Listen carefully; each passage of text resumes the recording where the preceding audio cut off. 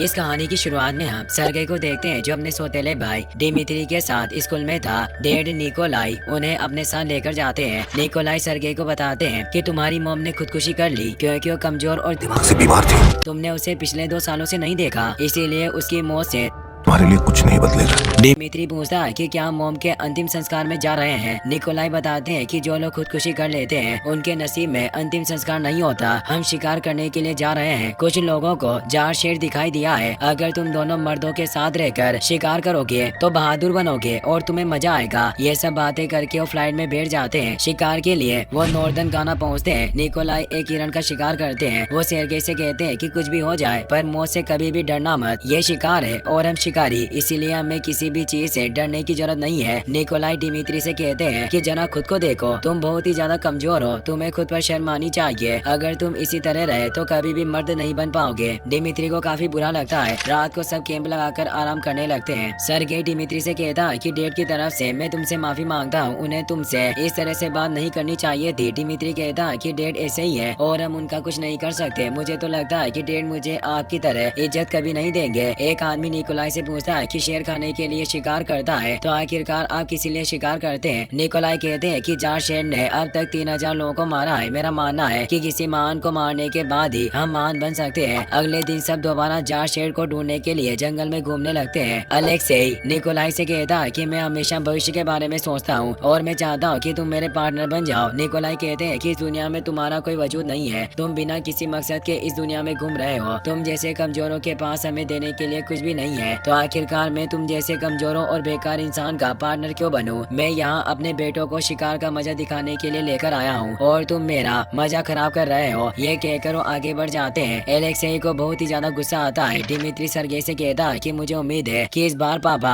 Jar शेर को मार दे ताकि वो महान बन जाए और हमें दोबारा यहाँ ना आना पड़े। सर्गेई कहता है कि महान बनने के चक्कर में हमें बराबरी की लड़ाई लड़नी पड़ती है। गन की मदद से जार को मारने में कोई महानता नहीं है। अगर पापा उसे अपने हाथों से मारे तब वो महान कहलाएंगे। तभी जार शेर वहाँ जाता है। सर्गेई डिमित्री को अपने पीछे छिपने के लिए कहता है और शेर की तरह बंदूक तान देता है, पर वो जार शेर को गोली नहीं मारता और उसकी आंखों में देखने लगता है। सर्गेई को शांत देखकर जार शेर भी उस पर हमला नहीं करता, लेकिन तभी निकोलाई जार शेर पर गोली चला देते हैं, जिससे जार शेर को बहुत गुस्सा आता है और सर्गेई पर हमला कर देता है। निकोलाई दोबारा जार शेर को गोली मारते हैं, पर जार शेर को ज्यादा फर्क नहीं पड़ता और वो सर्गेई को लेकर वहाँ से भाग जाता है। फिर हम नॉर्दर्न गाना में कैलिप्सो को देखते हैं। वो अपनी दादी के कार से खेल रही थी। दादी कहती है कि तुम्हें लगता है कि ये कार सिर्फ खेलने की चीज है, पर ऐसा नहीं है। ये कार्ड्स हमें आगे का रास्ता दिखाते हैं। ये कहकर वो कैलिप्सो को 3 कार्ड चुनने के लिए कहती है। कैलिप्सो 3 कार्ड निकाल लेती है। दादी बताती है कि पहले कार्ड का मतलब है कि तुम्हारे परिवार की औरतें बहुत ही ज्यादा शक्तिशाली थी। दूसरा कार्ड का मतलब है कि तुम्हारी जिंदगी में एक बहुत ही ज्यादा भयानक हादसा होने वाला है और तीसरा कार्ड खतरे को दिखाता है। तुम्हारे बड़े होने पर मैं तुम्हें एक खास चीज देने वाली थी, पर कार्ड के हिसाब से तुम्हें उस चीज की जरूरत पहले ही पड़ जाएगी। ये कहकर वो कैलिप्सो को एक मैजिकल पोशन देते हैं। वो कहती है कि इस पोशन का नुस्खा हमारी जनरेशन की मदद से हमारी फैमिली को मिला है। उस पोशन की बोतल पर एक निशान बना हुआ था। कैलिप्सो उस निशान के बारे में पूछती है। दादी बताती है कि ये पापा लेगबा की आत्मा का निशान है। ये पोशन बहुत ही ज्यादा शक्तिशाली है और तुम्हें इसे संभाल कर रखना होगा। जो कोई भी इस पोशन को पिएगा उसके जख्म बहुत ही तेजी से ठीक हो जाएंगे। तुम्हें जल्दी इसकी जरूरत पड़ेगी, पर याद रखना तुम अपने मम्मी पापा को इसके बारे में कुछ नहीं बता सकती। कुछ वक्त बाद कैलिप्सो अपने मॉम डैड के साथ सफारी पर चली जाती है, पर उसे जानवरों को देखने में कोई दिलचस्पी नहीं थी। वो दादी के दिए हुए कार्ड को देखने लगती है और अपने पेरेंट्स को बिना बताए कार से उतरकर जंगल में चली जाती है। आगे जाकर उसे जार शेर दिखाई देता है, जिसने सर्गेई को अपने मुंह से पकड़ा हुआ था। जार शेर सर्गेई के साथ कुछ नहीं करता, पर उसका खून सर्गेई के गाँव में चला जाता है। जार शेर सर्गेई को वहीं छोड़कर वहाँ से भाग जाता है। सर्गेई की हालत देखकर कैलिप्सो चौंक जाती है और दादी का दिया हुआ मैजिकल पोशन उसे पिला देती है, जिसकी वजह से सर्गेई को कुछ विजन दिखाई देने लगते हैं, पर उसे होश नहीं आता। कैलिप्सो अपने पेरेंट्स को सर्गेई के बारे में बताती है। पेरेंट्स से रेनफोर्स गार्ड्स को वहाँ बुला लेते हैं। गार्ड्स सर्गेई को हेलीकॉप्टर में बिठाकर हॉस्पिटल ले जाने लगते हैं। कैलिप्सो सर्गेई के हाथ में दादी जी का दिया हुआ कार्ड रख देती है। हॉस्पिटल में डॉक्टर सर्गेई का इलाज करते हैं, पर सर्गेई की सांसें चलना बंद हो जाती है, इसीलिए डॉक्टर उसे मृत घोषित कर देते हैं। मगर उस पोषण की वजह से सर्गेई 3 मिनट बाद दोबारा जिंदा हो जाता है। जार शेर का खून उसके खून के साथ और DNA में मिल जाता है, जिससे उसे उसे जार शेर की पार्ट्स मिल गई थी। सर्गेई को जिंदा देखकर डॉक्टर हैरान हो जाती है। सर्गेई डॉक्टर से कार्ड के बारे में पूछता है, पर डॉक्टर को कार्ड के बारे में कुछ भी नहीं पता था। कुछ वक्त बाद निकोलाई और डिमित्री वहाँ आ जाते हैं। वो सर्गेई को लेकर घर आ जाते हैं। सर्गेई को अपनी मॉम का लेटर मिलता है। उसमें लिखा था कि मुझे माफ कर देना, मैं तुम्हारे साथ नहीं हूँ, पर तुम्हारे डैड ने मेरे लिए कोई दूसरा रास्ता नहीं छोड़ा। तुम्हें मुझसे वादा करना होगा कि तुम कभी भी अपने डैड की तरह नहीं बनोगे। निकोलाई सर्गेई को अपने पास बुलाकर कहते हैं कि तुमने जार शेर पर गोली न चलाकर डिमित्री और खुद की जान खतरे में डाली। तुम अपनी मॉम की तरह कमजोर हो। अगर तुम इसी तरह कमजोर और डरते रहे तो तुम्हारे दुश्मन इस चीज का फायदा उठाएंगे। एक दिन तुम्हें मेरा सारा बिजनेस संभालना है और डिमित्री वापस पढ़ाई पूरी करने के लिए न्यूयॉर्क जाएगा। ये कहकर वो सर्गेई को जार शेर का कटा हुआ सिर दिखाते हैं। जार शेर के सिर को देखकर सर्गेई को बहुत गुस्सा आता है। वो कहता है कि आपने इसे मार दिया, पर मेरे हिसाब से जार शेर को आपको मार देना चाहिए था। ये कहकर अपने कमरे में चला जाता है और दरवाजा बंद कर देता है। रात को सर्गेई कुछ पैसे और अपना पासपोर्ट लेकर घर से भागने लगता है, मगर डिमित्री उसके सामने आ जाता है। वो कहता है कि आखिरकार आप मुझे डेट के साथ अकेला छोड़कर नहीं जा सकते। सर्गेई कहता है कि मेरे साथ कुछ अजीब हो रहा है, पर मैं कुछ समझ नहीं पा रहा, इसीलिए मैं उसी जगह पर जा रहा हूँ जहाँ हम मॉम के साथ पिकनिक पर जाते थे। ये कहकर सर्गेई वहाँ से चला जाता है, जिससे डिमित्री को काफी बुरा लगता है और गुस्सा भी आता है। सर्गेई एक शिप में बैठकर रशिया चला जाता है। वो पिकनिक वाली जगह पर जा रहा था, पर अचानक वहाँ जंगली भैंसों का एक झुंड आ जाता है। उन्हें देखकर सर्गेई बहुत ही ज्यादा डर जाता है और अपनी आंखें बंद कर लेता है। एक भैंसा सर्गेई के सामने आकर खड़ा हो जाता है और सारे भैंसे उसके पास से निकल जाते हैं, जिस वजह से सर्गेई को कुछ नहीं होता। झुंड के निकल जाने के बाद वो भैंसा भी वहाँ से चला जाता है। सर्गेई उस जगह पर चला जाता है जहाँ वो अपनी मॉम के साथ पिकनिक पर आया करता था। सर्गेई उसी जगह पर रहने लगता है और धीरे धीरे उसे अपनी पार्ट्स का अंदाजा हो जाता है। एक दिन उसे कुछ शिकारी मिलते हैं जो जंगली भैंसों को मारकर उनके सिंग काट कर ले जा रहे थे। सर्गेई अपने लाइन विजन की मदद से बहुत दूर से उन्हें देख लेता है और उन्हें रोकने के लिए जाता है। इतने वक्त में शिकारी वहाँ से जा चुके थे। सिर्फ 2 आदमी वहाँ बचते हैं। वो सर्गेई को वहाँ से जाने के लिए कहते हैं, लेकिन सर्गेई उन दोनों को मार देता है। फिर हम प्रेजेंट डे का सीन देखते हैं। क्रेवेन प्लेन की मदद से अपनी मॉम की प्रॉपर्टी में आ जाता है। डिमित्री उसे एक वॉइस मैसेज भेजता है। डिमित्री के पास एक खूबी थी कि वो किसी की भी आवाज की नकल कर सकता था। वो निकोलाई की आवाज निकालकर क्रेवेन को हैरान करने की सोचता है, पर क्रेवेन को पहले से ही इसके बारे में पता था, इसीलिए वो हैरान नहीं होता। कुछ शिकारी क्रेवेन की मॉम की प्रॉपर्टी में आकर जंगली भैंसों को मार देता है और उनके सींग लेकर वहाँ से जाने लगते हैं। क्रेवेन उनके ट्रक के सामने आ जाता है, पर वो शिकारी नहीं रुकते, तो क्रेवेन ट्रक में जाकर 4 शिकारियों को मार देता है। वो एक शिकारी के कान को अपने मुंह से फाड़ देता है। ये देखकर एक शिकारी डर जाता है और अपने साथी के साथ गाड़ी लेकर वहाँ से भाग जाता है। क्रेवेन अपने लाइन विजन की मदद से गाड़ी के नंबर देख लेता है। वो शिकारी अपने बॉस के पास जाकर उसे सारी बातें बताता है, पर वहाँ उसे क्रेवेन मिलता है। उसने पहले ही बॉस को मार दिया था। क्रेवेन क्रॉसबो की मदद से उसे भी मार देता है और अपनी डायरी में से उसका नाम काटकर वहाँ से चला जाता है। फिर हम कैलिप्सो को देखते हैं। उसकी दोस्त समांथा की हत्या हो गई थी, इसीलिए कैलिप्सो उसके अंतिम संस्कार में जाती है। क्रेवेन भी वहाँ जाता है और कैलिप्सो को वही कार्ड देता है जो कैलिप्सो ने पोषण पिलाने के बाद सर्गेई के हाथों में दिया था। कार्ड को देखकर कैलिप्सो हैरान हो जाती है। क्रेवेन कहता है कि अगर उस दिन तुम मेरी मदद नहीं करती तो शायद आज मैं जिंदा नहीं होता। मैं जानता हूँ कि तुम्हारी दोस्त समांथा की डेथ हुई है और फिर भी पुलिस सेमियोन चोरनी का कुछ नहीं कर रही, पर तुम्हें फिक्र करने की जरूरत नहीं है। मैंने पहले ही चोरनी को मार दिया है। कैलिप्सो को इस बात पर विश्वास नहीं होता, इसीलिए वो घर जाकर न्यूज आर्टिकल्स पढ़ती है और उसे पता चल जाता है कि चोरनी को सच में जेल में मार दिया गया है। इसीलिए अगले दिन कैलिप्सो क्रेवेन से मिलने के लिए जाती है। क्रेवेन कहता है कि तुमने मेरी जान बचाई और मुझे समझ नहीं आ रहा था कि मैं तुम्हें शुक्रिया कैसे कहूँ, इसीलिए मैंने तुम्हारी दोस्त के कातिल को मार दिया। कैलिप्सो कहती है कि मैंने तुम्हें किसी को मारने के लिए नहीं कहा था, मैं खुद एक वकील हूँ, पर तुमने उसे मारकर बहुत अच्छा किया। मैं तुम्हारे डेड को जानती हूँ, क्या तुम भी उनकी तरह एक गैंगस्टर हो? क्रेवेन कहता है कि मैंने अपने डेड को हमेशा बुरे काम करते हुए देखा। उन्हें लग रहा था कि बड़ा होकर मैं उनके नक्शे कदम पर चलूंगा, पर तुमसे मिलने के बाद मैं एकदम बदल गया और अपने डेड से दूर चला गया। अब मैं अपने डेड जैसे बुरे लोगों को मारने का काम करता हूँ। न्यूज वाले मुझे हंटर कहकर बुलाते हैं, पर मुझे क्रेवेन नाम पसंद है। मैं लंदन में नहीं रहता, मैं अपने भाई को छोड़कर चला गया था, तो मैं उससे मिलने के लिए अक्सर यहाँ आ जाता हूँ। खैर मैं जानता हूँ कि तुम्हारी फर्म में क्लाइंट गलत काम करते हैं और मेरे पास एक लिस्ट है जिसमें बुरे काम करने वाले लोगों के नाम है। अगर तुम उन लोगों की जानकारी मुझे दे दो तो मैं उन्हें खत्म कर सकता हूँ। कैलिप्सो कहती है कि अगर तुम ऐसे लोगों से दुश्मनी रखोगे तो मुझे डर है कि तुम्हारे अपने लोग खतरे में पड़ जाएंगे और उस वक्त तुम्हें इस चीज का अफसोस होगा। यह कहकर वहाँ से चली जाती है। फिर हम एलेक्सेई को देखते हैं। वो अपने साथी जॉन को लेकर चोरनी के साथियों से मिलने के लिए जाते हैं। एलेक्सेई चोरनी के साथियों को अपना पार्टनर बनने के लिए कहता है। एक साथी कहता है कि मैंने सुना था कि लोग तुम्हें राइनो कहकर बुलाते हैं, पर तुम्हें देखकर कहीं से भी नहीं लग रहा है कि तुम एक राइनो हो। एलेक्से अपने पेट में लगे एक ट्यूब को खोल देता है, जिस वजह से उसकी स्किन सख्त होने लगती है और वो राइनो में बदलने लगता है। चोरनी का साथी एलेक्से को मारने की कोशिश करता है, पर एलेक्से को इससे कोई फर्क नहीं पड़ता और वो अपने शरीर से गोलियां निकाल लेता है। वो दोबारा से नॉर्मल हो जाता है। चोरनी का दूसरा साथी दोबारा एलेक्से को शूट करने लगता है, लेकिन तभी एलेक्से का स्पाइनर दूर से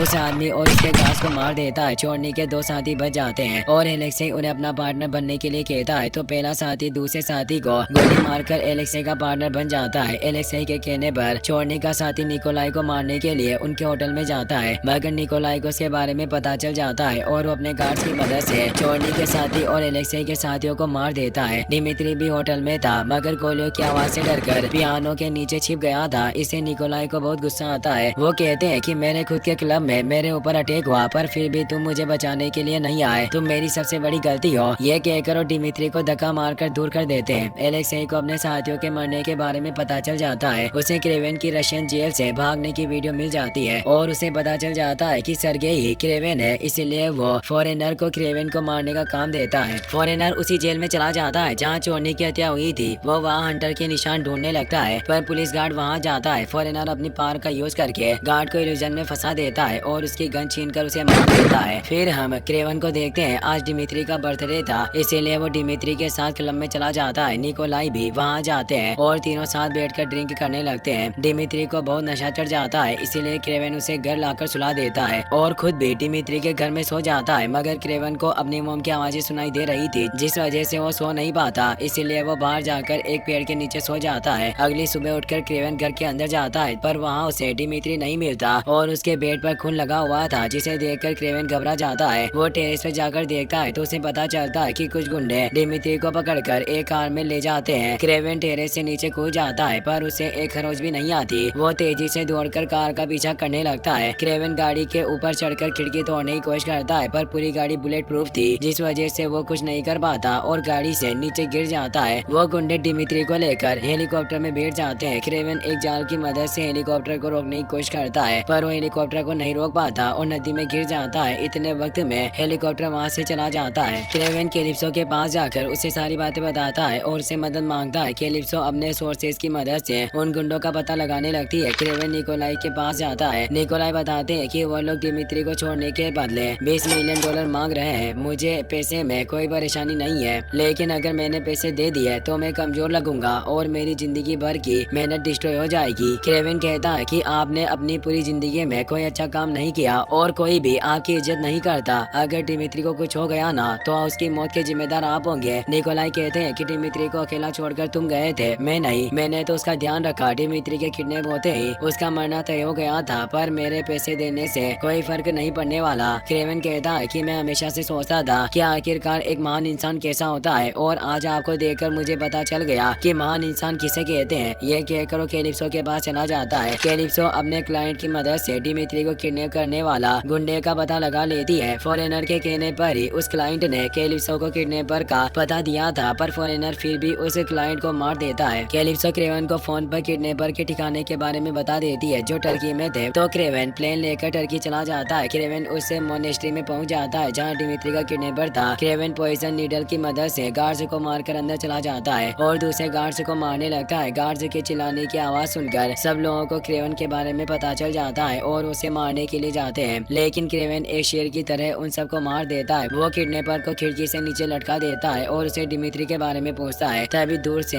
एलेक्सेई के साथी रॉकेट शूट कर देता है। क्रेवन किडनैपर को लेकर खाई में कूद जाता है, पर वो किडनैपर को अपने ऊपर पकड़ कर रखता था, जिससे उसे ज्यादा चोट नहीं लगती। किडनैपर क्रेवन को उसका नाम लेकर बुलाता है, जिससे क्रेवन हैरान हो जाता है। वो पूछता है कि आखिरकार तुम मेरा नाम कैसे जानते हो, तुम्हें यहाँ किसने भेजा और मेरा भाई कहाँ है। किडनैपर कहता है कि राइनो में मुझे यहाँ भेजा था, पर अब वो हम दोनों को मार देगा। अचानक बिल्डिंग का मलबा उनके ऊपर गिर जाता है, जिस वजह से वो दोनों नीचे दब जाते हैं। रॉकेट से हमला करने वाले एलेक्सेई के साथ ही क्रेवन की डेड बॉडी ढूंढने के लिए वहाँ आते हैं और मलबे में डेड बॉडी ढूंढने लगते हैं, मगर क्रेवन पहले से मलबे से बाहर निकल चुका था। वो उन दोनों को मार देता है और कैलिप्सो को बताता है कि किसी राइनो ने डिमित्री को किडनैप किया है, उसने मुझे मारने के लिए टर्की बुलाया और उसे तुम्हारे बारे में भी पता चल गया, इसीलिए तुम जल्दी से कार को टर्मिनल पर चली जाओ, मैं वही तुमसे मिलूंगा। कैलिप्सो अपने दादाजी का दिया हुआ पाउच लेकर फर्म से निकल जाती है। फॉरेनर टर्की की मोनेस्ट्री में पहुंच जाता है। वहाँ उसे डेड बॉडी में पॉइजन नीडल मिलती है जो रोसरी पिल के पॉइजन से बनी हुई थी। दो पुलिस ऑफिसर्स फॉरेनर को पकड़ने की कोशिश करते हैं पर फॉरेनर अपनी पावर की मदद से उन्हें इल्यूजन में फंसा देता है और पॉइजन नीडल की मदद से उन दोनों को मार देता है। फिर हम एलेक्सी को देखते हैं। उसे लग रहा था कि क्रेवन मर चुका है जिससे वो काफी खुश था। वो डिमित्री से कहता है कि तुम नहीं जानते पर हम पहले मिल चुके हैं जब जार शेर ने सरगेई पर हमला किया था। इसके अलावा तुम्हें ये बात सुनकर बहुत बुरा लगेगा कि निकोलाई ने तुम्हारे बदले में $20 मिलियन देने से मना कर दिया। वो किडनैपर तुम्हें नहीं बल्कि सरगेई को किडनैप करने के लिए आए थे पर उस वक्त सरगेई घर पर नहीं था। उसने हमेशा की तरह मुझे अकेला छोड़ दिया जिस वजह से हमें तुम्हें किडनैप करना पड़ा और इससे मेरा काफी फायदा हुआ। ये कहकर डिमित्री को भी क्रेवन की जेल से भागने वाली वीडियो दिखा देता है। एलेक्सी डिमित्री को अपनी मेडिसिन दिखाते हुए कहता है कि प्रोफेसर माइल्स वॉरेन इंसानी ताकत को 10 गुना बढ़ाने की कोशिश कर रहे थे और मुझे ताकतवर बनना था इसीलिए मैं उनके साथ जुड़ गया। उनके एक्सपेरिमेंट की वजह से मेरा शरीर एक राइनो की तरह मजबूत हो गया पर इससे दर्द भी बहुत ज्यादा होता है। जब तक मैं इस मेडिसिन को अपनी बॉडी में लगी ट्यूब में लगा कर रखता हूँ मैं एकदम नॉर्मल रहता हूँ पर इस ट्यूब को हटाते ही मैं राइनो में बदल जाता हूँ। खैर अब मैं तुम्हारे डेट के बिजनेस पर कब्जा करने वाला हूँ और मैं चाहता हूँ कि तुम मेरे पार्टनर बनो। डिमित्री कहता है कि मुझे भी मेरी पूरी जिंदगी कमजोर समझा गया और मैं भी ताकतवर बनना चाहता हूँ पर सिर्फ ताकतवर बनने के लिए मैं तुम्हारा साथ देकर अपने परिवार को धोखा नहीं दूंगा। इससे एलेक्सी को काफी गुस्सा आता है और वो डिमित्री को मारने लगता है पर जॉन उसे क्रेवन के जिंदा होने के बारे में बता देता है इसीलिए वो डिमित्री को नहीं मारता। तभी फॉरेनर वहाँ जाता है। वो अपनी पावर का यूज करके सब लोगों को एक जगह पर फ्रीज कर देता है और एलेक्सी के पास चला जाता है। वो कहता है कि क्रेवन ने मेरे बॉस को मार डाला तो अब मैं उसे जिंदा नहीं छोड़ूंगा। मैं काफी वक्त से उसका पता लगा रहा था और अब जाकर मुझे उसके बारे में पता चला है। मुझे मोनेस्ट्री में रोसरी पीस का पॉइजन मिला है और ये रोसरी पीस सिर्फ साइबेरिया के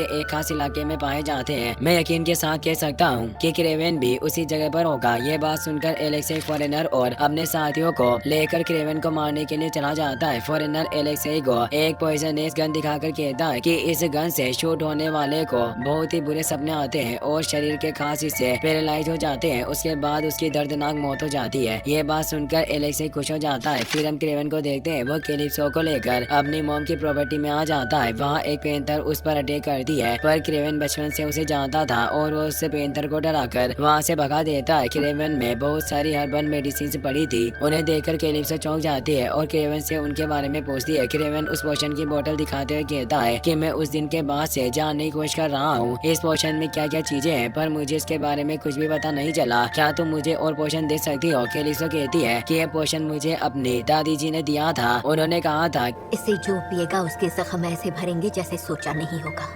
पर अफसोस की बात है कि उसके बाद में दादी जी से नहीं मिल सकी और उनकी डेथ हो गई। तभी क्रेवन को डिमित्री का कॉल आता है। उस पर एलेक्सी क्रेवन को अपना पार्टनर बनने के लिए कहता है पर क्रेवन बिना जवाब दिए फोन काट देता है। इससे एलेक्सी को काफी गुस्सा आता है और वो गार्ड्स को क्रेवन को मारने के लिए जंगल में भेज देता है। गार्ड्स क्रेवन को पकड़ने के लिए ट्रैप लगा देते हैं। क्रेवन को उनके ट्रैप के बारे में पता चल जाता है और उनके ट्रैप से उन्हें मारने लगता है। क्रेवन के पेंथर 2 से भी कुछ गार्ड्स को मारकर वहाँ से भाग जाती है। इस मौके का फायदा उठाकर डिमित्री एलेक्सी से दूर जंगल में भाग जाता है। गार्ड्स के चिल्लाने की आवाज सुनकर एलेक्सी को काफी गुस्सा आता है और वो हेलीकॉप्टर की मदद से पूरे जंगल में बम ब्लास्ट करवा देता है जिस वजह से जंगल में आग लग जाती है और हर तरफ धुआं हो जाता है। धुएं का फायदा उठाकर फॉरेनर क्रेवन को पॉइजन गन से शूट कर देता है जिस वजह से क्रेवन एक इल्यूजन में फंस जाता है जिसमें उसकी बॉडी पर बहुत सारी स्पाइडर चढ़ जाती है। उन्हें देखकर क्रेवन बहुत ही ज्यादा डर जाता है। फॉरेनर दोबारा क्रेवन को पॉइजनस गन से शूट करता है जिस वजह से क्रेवन की हालत खराब हो जाती है। वो फॉरेनर को पकड़ने की कोशिश करता है पर फॉरेनर उसके हाथ नहीं आता और उसे बहुत पीटता है जिससे क्रेवन की हालत खराब हो जाती है। फॉरेनर क्रेवन को शूट करने लगता है लेकिन तभी कैलिप्सो वहाँ आकर क्रॉसबो से फॉरेनर पर अटैक कर देती है। एरो फॉरेनर की आंख में घुस जाता है जिस वजह से उसकी डेथ हो जाती है। कैलिप्सो क्रेवन को दोबारा वो पोशन पिला देती है जिसकी मदद से क्रेवन एकदम ठीक हो जाता है। जॉन डिमित्री को पकड़कर एलेक्सी के पास ले जाता है। जॉन ने फॉरेनर को क्रेवन को मारते हुए देखा था जिस वजह से एलेक्सी को लग रहा था कि क्रेवन मर चुका है इसीलिए वो अपने साथियों को लेकर वहाँ से जाने लगता है मगर जंगली भैंसों का झुंड उनके सामने आ जाता है। भैंसों को देखकर एलेक्सी मेडिसिन ट्यूब को खोल देता है और राइनो में बदल जाता है। इतने वक्त में क्रेवन भी वहाँ जाता है तो राइनो उसे फाइट करने लगता है। वो चलते हुए ट्रक से सामने आकर उसे दूर फेंक देता है जिस वजह से डिमित्री की गाड़ी पलट जाती है पर डिमित्री को कुछ नहीं होता। क्रेवन चाकू से राइनो पर हमला करता है पर राइनो की स्किन बहुत सख्त थी जिस वजह से चाकू टूट जाते हैं पर राइनो को कुछ नहीं होता। क्रेवन के हमले से भी राइनो को कोई फर्क नहीं पड़ता और वो क्रेवन को पीट कर उसकी हालत खराब कर देता है, मगर फिर भी क्रेवन हार नहीं मानता। वो एक आयरन रोड को राइनो के पेट में लगी ट्यूब में घुसा देता है, जिस वजह से राइनो की हालत खराब हो जाती है। क्रेवन राइनो को भैंसों के बीच में फेंक देता है, जिस वजह से राइनो बुरी तरह से घायल हो जाता है। क्रेवन उसे पूछता है कि आखिरकार तुम्हारे पास मेरा वो वीडियो कैसे आ गया। राइनो बताता है कि तुम्हारे डैड ने खुद मुझे वो वीडियो भेजी थी। ये कहते हैं राइनो की मौत हो जाती है। क्रेवन निकोलाई के पास जाकर उनसे कहता है कि मैं जानता हूँ कि आप राइनो को मारना चाहते थे, इसीलिए आपने उसे मेरी वीडियो भेजकर मेरे बारे में बताया, पर क्या आपको डिमित्री की जान की कोई परवाह नहीं थी। निकोलाई कहते हैं कि मैं जानता था कि तुम मेरे कहने पर राइनो को नहीं मारोगे, इसीलिए मैंने उसे तुम्हारे पीछे लगा दिया, और मैं ये भी जानता था कि भले ही कुछ भी हो जाए पर तुम अपने भाई दिमित्री को